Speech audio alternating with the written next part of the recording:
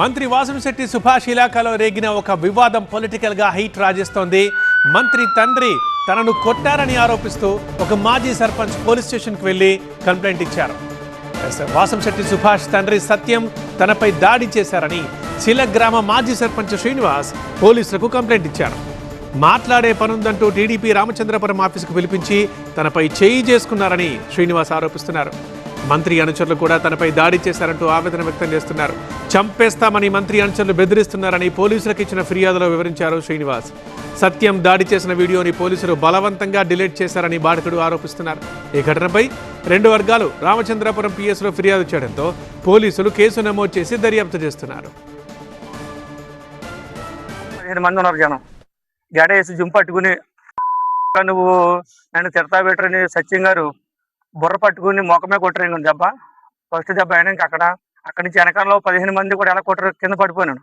ఇప్పుడు మా అబ్బాయి వచ్చి కేకలేసి తలుపులు తీస్తే కూడా వచ్చి అర్జున్ రావు తాత అబ్బాయి వచ్చి అదే కొడుతుంది తప్పు కదా మీరు తీవచ్చి అవుతున్నాయి అది చేయడం పొరపాటు కదా మీరు అని అంటే ఎంత ఆపండి ఆపలండి. ఆయన పట్టుకోమంటే కాళ్ళు పట్టుకోరండి.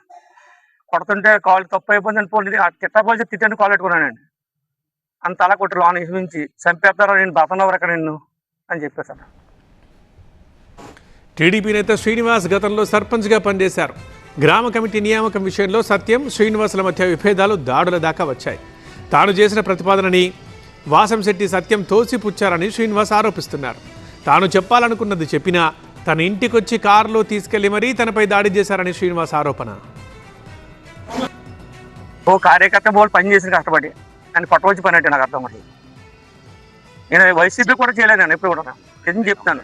నేను 15 మంది కంప్లైంట్ ఇచ్చాను. 15 మంది కొట్టారండి. రాజు చంపేస్తారండి. బుర్ర ఆసిపోయిందండి. బుర్ర పచ్చి పుండు మొక్కమాసి ఒళ్ళంతా కవుగు దెబ్బలు కూడా ఈ పంటారు. శ్రీనివాస్ అంబేద్కర్ కోనసీమ జిల్లా కాజులూరు మండలం శీల గ్రామానికి చెందిన మాజీ సర్పంచ్. దాడి తర్వాత వైసీపీ సభ్యులు శ్రీనివాస్కి మద్దతుగా నిలిచారు.